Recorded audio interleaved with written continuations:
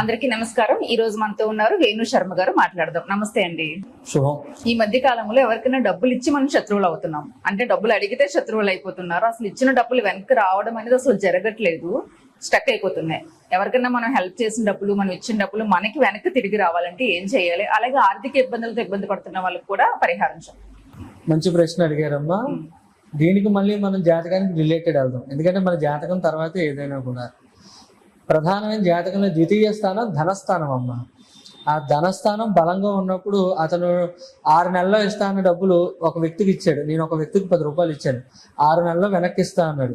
కానీ అతనికి అన్ని కలిసి వచ్చి 3 నెలల్లోనే వెనక్కి ఇచ్చేస్తాడు. అలా జరుగుతాయి. అలా కూడా ఉంటారు కొంతమంది. అలా కూడా ఉంటారమ్మా. ఇతని జాతకం బలంగా ఉన్నప్పుడు అలా కూడా ఉంటారు. లేదు అంటే 6 నెలలు అనేది 6 ఏళ్ళైనా అవుతుంది. మీకు ఇంకొకటి కూడా, పూర్వం మనం ఇల్లు కట్టుకుందాం అంటే ఒక నలుగురు వచ్చి 4 రాళ్ళు మోసి మనకి సహాయం చేసేవాళ్ళు. ఈ కాలంలో మనం ఇల్లు కట్టుకుందాం అంటే 4 పిటిషన్లు వేసి ఎప్పుడు ఆపేద్దామని చూస్తున్నారు. సో ఉపకార గుణం అనేది ఈ యుగంలో మనకి చాలా తగ్గిపోయింది. అటువంటి ఉపకార గుణం పరుల నుంచి మనం ఆశించడం మన తప్పు అవుతుందమ్మా. కాలాన్ని బట్టే ధర్మం ఉంటుంది. మనకి ఖచ్చితంగా ఆ వ్యక్తికి మనం సాయం చేయాలి అనుకుంటే, మనకి పూర్వం ఒక సామెత ఉందమ్మా, గోడకు కొట్టిన సున్నము వేసికి ఇచ్చిన ధనము వెనక్కి రావంట. అది పూర్వం నుంచి చెప్పింది అది.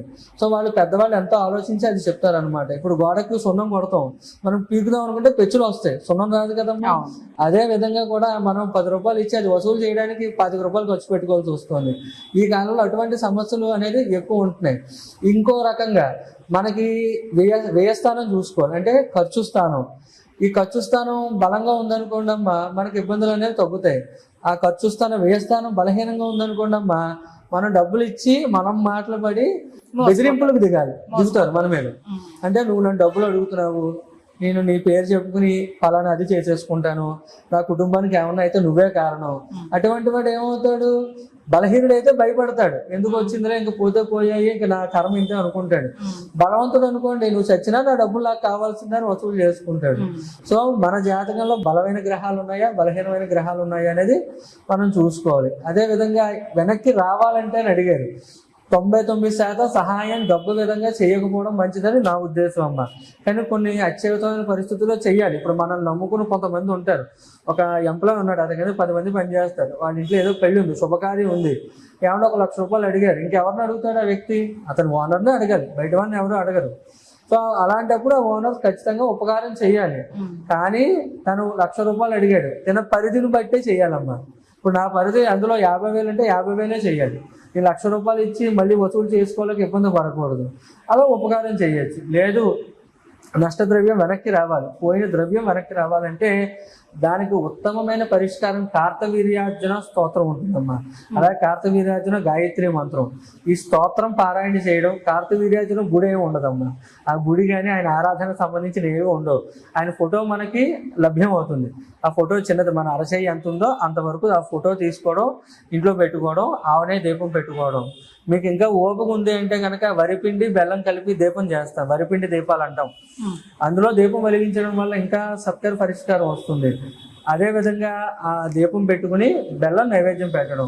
ఇంకా ఓపిక ఉండి అవకాశం ఉందనుకోండి అమ్మా, పరమాన్నం, అన్నంతో చేసిన బెల్లం పరమాన్నం, ఆవు పాలతో చేసింది, ఒక 11 రోజులు కానీ 21 రోజులు కానీ, అమావాస్య నాడు కానీ పౌర్ణమి నాడు కానీ మొదలుపెట్టి 11 కానీ 21 రోజులు కానీ ఆ యొక్క స్వామివారి ఆరాధన చేసి, అతని చేతికి ఎన్ని పిడికిలు 2 ఇలా దోచడి పెడితే ఎన్ని బొగ్గులు వస్తాయో అన్ని బొగ్గులు తీసుకుని ఏదైనా చెరువు దగ్గరికి కానీ నది దగ్గరికి కానీ వెళ్ళి అతను ఎవరైతే ఇబ్బంది పెడుతున్నారో అతని పేరు చెప్పి ఇలా వెనక్కి వేయడం. అతని ఎవరైతే ఉన్నాడో ఆ నదికి ఆపోజిట్గా ఉంది, వెనక్కి విసిరి వెనక్కి తిరగకుండా వెళ్ళిపోవడం. అలా వెళ్ళిపోవడం వల్ల కూడా మనకి రావడానికి అవకాశం ఉందమ్మా. అంటే మనం 10 రూపాయలు ఇస్తే కనీసం 7 రూపాయలైనా వస్తాయి. 10కి 10 వస్తాయి నేను చెప్పలేను, ఎందుకంటే కాలాన్ని బట్టి ధర్మం మారిపోతుంది. ఇప్పుడు అంత ఉపకారం చేద్దాం, మనకి ఇచ్చాడు కదా అది గుర్తుపెట్టుకుంది అనేది గుణం ఎవ్వరికీ కూడా లేదు. 100లో 10 మంది కాదు, ఒకళ్ళో ఉంటారు, ఆ ఒకళ్ళు మనకు దొరకదు. అందుకని అలాంటివి ఏమి ఇవ్వద్దనే నేను 90% చెప్తాను. కానీ అవసరమై ఇచ్చినప్పుడు ఈ విధంగా వసూలు కాకపోతే, అతని దగ్గర లేక ఇవ్వకపోతే ఒక పరిష్కారం అమ్మ. అతని దగ్గర డబ్బు లేదు కానీ అందువల్ల మనకి ఇవ్వలేకపోతున్నాడు. మనం ఈ విధంగా కార్తవీర్యార్జున ధ్యానం చేయడం, కార్తవీర్యార్జున స్తోత్రం చదవడం, ఆ వరిపిండి దీపం పెట్టడం, దానివల్ల మనకు ఉపయోగం ఉంది. వస్తే అతని దగ్గర డబ్బులు ఉంచుకుని కూడా మనల్ని ఇబ్బంది పెట్టడానికి ఈ విధంగా చేస్తున్నాడు అనుకుంటే అప్పుడు ఏం చేయాలి అంటే కనుక మనకి ఇష్టమైన దేవతారాధన అంటే మనకి ఏ దేవత అయితే ఎక్కువ మనల్ని అనుగ్రహిస్తుందని మనం నమ్ముతామో ఆ దేవత ఉపాసన. అదే విధంగా వరిపిండి దీపం పెట్టడం. ఇప్పుడు మీరు ఆంజనేయ స్వామిని ఎక్కువ ఉపాసన చేస్తున్నారు, చిన్నప్పటి నుంచి మీకు పలికే దేవుడు ఆయన అనుకోండి, మీరు ఆయన ఫోటో పెట్టుకుని ఆయన ముందు ధ్యానం చేయడం, హనుమాన్ చాలీసా చదవడం. ఆంజనేయ స్వామికి ఇష్టమైంది లాంగూల స్తోత్రం అని ఉందమ్మా, అంటే ఆయన లాంగూలం అంటే తోకని అర్థం. ఆ లాంగూల స్తోత్రం పారాయణ చేయడం. ఇదే విధంగా పరమాన్నం కానీ బెల్లం కానీ వరిపిండి దీపంలో పెట్టి చేయడం 11 రోజులు కానీ 21 రోజులు కానీ. ఎందుకంటే దండం దశగుణం భవేత్, దండిస్తే 10 గుణాలు బాగుపడతాయమ్మా. ముందుది సాత్విక ఆరాధన, అంటే అతని దగ్గర డబ్బులు లేక మనకి ఇవ్వలేకపోతున్నాడు, అతని దగ్గర డబ్బులు వస్తే ఖచ్చితంగా మనకి ఇచ్చేస్తాడని నమ్మకం మనకుంది. అటువంటి పేర్ల మీద మనం తామస ఆరాధన చేయకూడదు. సాత్విక ఆరాధన చేసి అయ్యో వాడికి డబ్బులు వస్తే నాకు వస్తాయి కదా అనే సదుద్దేశంతో చేస్తే త్వరగా అవుతుంది. ఇంకొకటి ఉంది, ఇది తామస ఆరాధన, అంటే ఉగ్రదేవత. ఇప్పుడు కాళీ ఉంది, కాళీ ఉపాసన చేసేవాడు ఉంటాడు, కాళీ అమ్మవారు సిద్ధిస్తుంది. లేదా దుర్గు ఉంది, చండీ ఉంది, ఇలా దేవతలు ఉన్నారు.